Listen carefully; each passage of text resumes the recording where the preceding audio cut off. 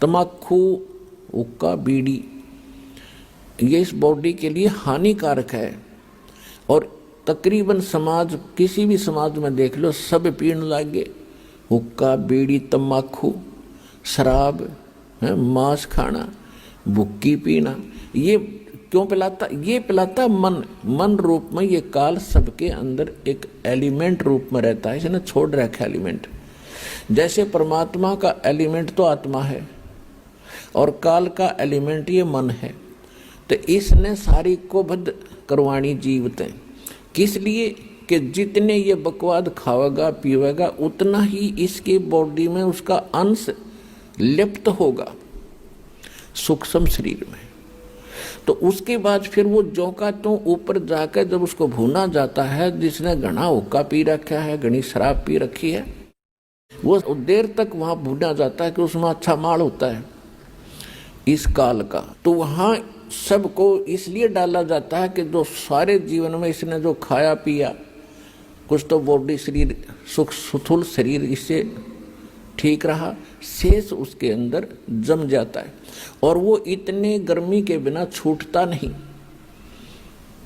वहां इनको तड़फाया जाता है, हाहाकार मच जाती है, अचेत हो जाते हैं कुछ देर के बाद, और फिर उसका समय निर्धारित है, उसके बाद उनको वहां से उठा दिया जाता है और वो जो गंध है उसका सारा नीचे चला जाता है अलग से उसके पात्र में।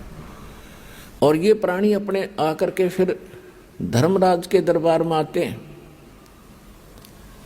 फिर अपने कर्मानुसार कोई पशु बनो, पक्षी बनो, मनुष्य बनो या राजा बनो, जाओ, उसका काम पूरा हुआ। तो परमात्मा कहते हैं जहां ये तपस्या पर भूनने जा रहे थे प्राणी धर्मदास, में वहां आके खड़ा हो गया। इनका बुरा हाल हो रहा था, रो रहे थे। कहीं पर तो एक परिवार के दो सदस्य वही भूनने जा रहे थे, वहां उनके गुरु भी साथ पटक वहीं पर भूनने जा रहे थे, ऋषि महर्षि भी वहां पर भूनने जा रहे थे। और जब मैं वहां जाकर खड़ा हुआ, एकदम उस तपस्या की जो तपत थी, जलन थी, वो एकदम शांत होगी। टुकड़ी तो गर्म जो की तू है, लपटें निकल रही हैं आग की, लेकिन उन प्राणियों को मेरी शक्ति से उस आग का कोई असर नहीं हो रहा था। तो जब उनका वो पीड़ा खत्म हुई तो एकदम बैठी शांत होकर मुझे देखा, तो परमात्मा के उस शीतल चंद्रमा जैसे शीतल चेहरे को देखकर वो सभी ये समझ गए कि शायद ये भगवान है। तो उन्होंने कहा कि हे परमात्मा, हम यहाँ पर कौन से कर्म का दंड भोग रहे हैं? तो परमेश्वर ने कहा कबीर जी ने कि बेटा, ये तुम्हारा इस लोक का दंड नहीं, ये तुमने सतलोक में गलती करी थी। अपने मूल स्थान को छोड़कर, उस सर्व सुख दायी स्थान को छोड़कर भरी थाली का ठोकर मार कर तुम यहाँ आए हो इस काल के साथ। परमात्मा ने उनको कुछ ही समय में सारी सृष्टि रचना बताई सुनाई। तो सभी को वहां तो तुरंत समझ में आ गई, क्योंकि यहाँ तो अफलातून पाक रहे हम। एक छोटा सा कोई जॉब हो जा, अधिकारी बन जावे, छोटे सी कोई 10-20 एकड़ जमीन हो जाए, हम सुनते ही नहीं किसी की, अखनौ किसी ने देखा। वहां तो सारा सपट दिख रहा था कि जिस धन को अपना मान रहे थे, जिस घर को अपना मान रहे थे, जिस परिवार को अपना मान रहे थे, वो हमारे साथ नहीं आया। तो वहां तक अकल ठिकाने आ गई थी उनकी। और यहाँ अकल ठिकाने लाने के लिए इतने सत्संग करने पड़ते हैं, इतने प्रमाण देने पड़ते हैं कि तुम गलत स्थान पर पड़े हो, ये लोग तुम्हारा नहीं है, तुम्हारे साथ धोखा हो रहा। और तब भी शीघ्र सी ठिकाने अकल नहीं आती, क्योंकि हमारे ऊपर प्रेशर इतना है। लेकिन मालिक का ज्ञान भी इतना प्रबल है और समाधान इतना प्रबल है, एक दिन अकल ठिकाने आकर रहेगी पूरे विश्व की। अब वो समय आ गया।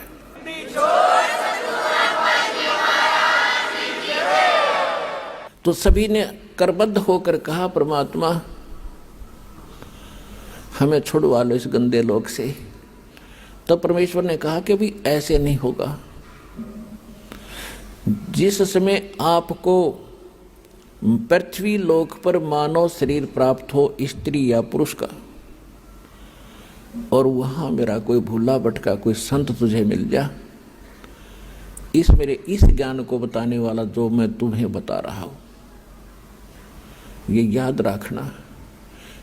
उसकी शरण में चले जाना, वो जो विधि बताओगा भक्ति की वो भक्ति करना बेटा, फिर तुम्हें वहां भी सुखी करूंगा, और फिर तुम इस तपस्या पर नहीं आओगे, बाईपास ले जाऊंगा, तुम वो भक्ति करना। तो वहां तो सभी हाँ भर रहे थे कि कान पकड़ते हैं भगवान, आज के बाद इस काल का नाम नहीं जाप करेंगे, हम इसने याद भी नहीं करेंगे, हम आपकी भक्ति करेंगे। हमने तो भगवान जान के और इस काल की पूजा की दाता। आज अकल खुली हमारी, और अब के मनुष्य जीवन मिलेगा तो हम वही भक्ति करेंगे जिससे आपकी प्राप्ति हो। तो परमात्मा ने कहा भाई ठीक है, याद रखना इस बात को बच्चों, भूलना नहीं। और तुम वहां ऋषि बैठे थे, जो गुरु बैठे थे, वो निराकार बताया करते थे ब्रह्म को। परमात्मा ने कहा कि ए मुनि जी, तुम कैसा मानते थे परमात्मा को? कि जी हमने तो ऐसा ही ज्ञान हुआ है कि वेदों में निराकार बताया गया है। वेद तो पढ़े ली ना, तुम्हें पता वेदों का सट्टे मारे तुमने। वेद तो साकार बताते हैं, तुम्हारा अनुभव निराकार बताता है कि खोजत खोजत थक गए, अंत कहा बेचून। बेचून माने निराकार। तुमने जो जिस विधि से भगवान पाने की चेष्टा की उससे परमात्मा नहीं मिल सकता, और इसलिए गलत प्रयत्न साधना करके तुमने अपना अनुभव गढ़ दिया कि भगवान निराकार, वो दिखता कोई नहीं, प्रकाश प्रकाश दिखता है, परमात्मा का प्रकाश ही देखा जाता है। अरे भले आदमी कोई कहे सूर्य तो निराकार है, सूर्य का प्रकाश देखा जा सकता है, अकल है ठिकाने तुम्हारी? सूर्य बिना फिर प्रकाश किसका? भगवान के बिना प्रकाश किसका देखा? तो कहने लगे जी हम तो बस इतनी पढ़ाई पढ़काए हैं, हमने तो निराकार मान रखा था। देखो वो आ रहा है सामने तुम्हारा निराकार भगवान, वो देखो। जब सबकी दृष्टि परमात्मा के संकेत की ओर गई तो ओछा माथा, काला शरीर, विकराल चेहरा, ये उसका वास्तविक रूप है। और उस रूप को यदि आप यहाँ देख ले तो कलेजा फट जा। जिसको तुम खोजने के लिए ऋषि महर्षि हजारों वर्ष तक ब्रह्म न पावांगे, ब्रह्म न पा लो, थारा कलेजा फट जा, उसने देख लो। तो सारी उल्टी साधना की तुमने, सब ज्ञान गलत ज्ञान स्वयं ग्रहण किया और सारी जनता को भ्रमित कर दिया। वो आ रहा तुम्हारा भगवान, और तुम्हारे से निकले इस गंध को खाएगा वो। और अब तुम जाओ यहां से। परमात्मा ने अपनी शक्ति से उनको वहां से उड़ा दिया। अब काल का भोजन का समय हो गया था, क्योंकि उसने भी निर्धारित समय फिक्स कर रखा है कि इतने समय में ये भुन बांध कर चले जाएंगे यहाँ से, केवल वो माल शेष रह जाएगा, उनसे निकला हुआ गंध, वो उसका माल है। वो खाने के लिए आया तो देखा सामने एक व्यक्ति खड़ा है। अब उसने निकट आकर देखा, क्या देखा कि तो मेरा बड़ा भाई खड़ा है, जोगजीत खड़ा है। अब काल, जब वहां काल ने गलती की थी सतलोक में, ये सृष्टि रचना में आपको सुनाया हुआ है, यहां केवल एक हिंट देकर आज सत्संग का विषय दूसरा रखना है।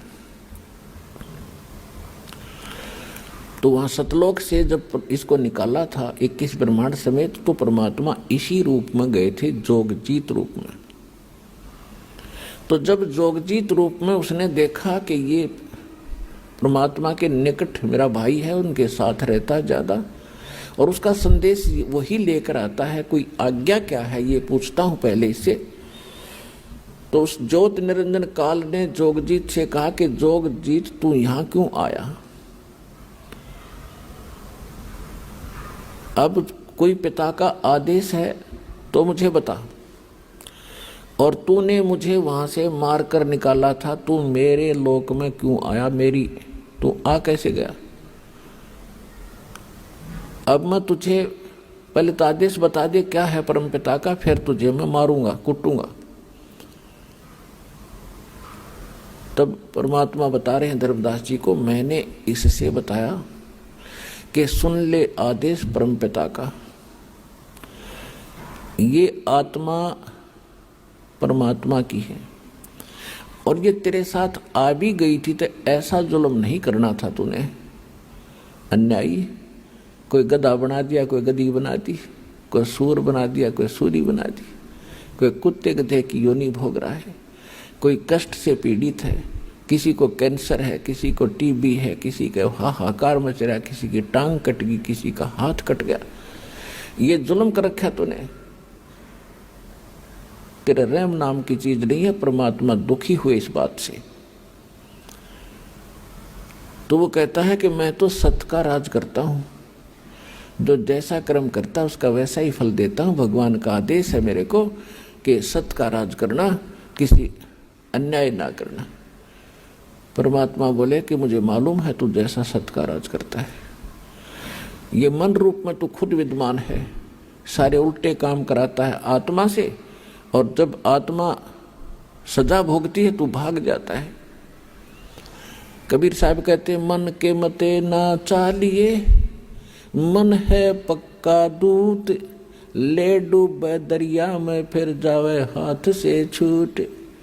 करवा के कुकर्म आत्मा दंड भोग रही है, कोई गलती करवा देता है, इसकी पिटाई हो रही है, मन एक तरफ बैठ जाता, आत्मा रो रही होती है।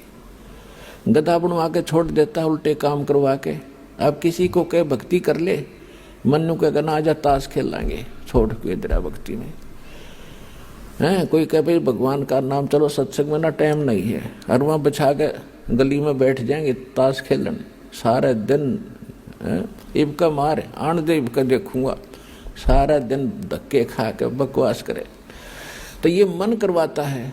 और जब आत्मा जाग जाएगी, झांखे भी नहीं इन कर्मों को, तो आत्मा को यहाँ जगाया जाता है, इसका मूल ज्ञान बताया जाता है, ये कहाँ की रहने वाली है, वो स्थान याद कराया जाता है, ये सत्संग में याद कराया जाता है। तो सुन ले आदेश परमात्मा का। जोग जीत रूप में भगवान कह रहे हैं कि मैं नीचे जाऊंगा, सभी तेरे ब्रह्मांड सभी लोक में जाऊंगा, नीचे के स्वर्ग लोकों में, ब्रह्मा विष्णु महेश की नगरी में, और पृथ्वी लोक पाताल लोक पर जाऊंगा। सब जीवों को बताऊंगा कि ये भगवान नहीं है जिसको तुम परमात्मा मान बैठे हो, ये वो परमात्मा नहीं है।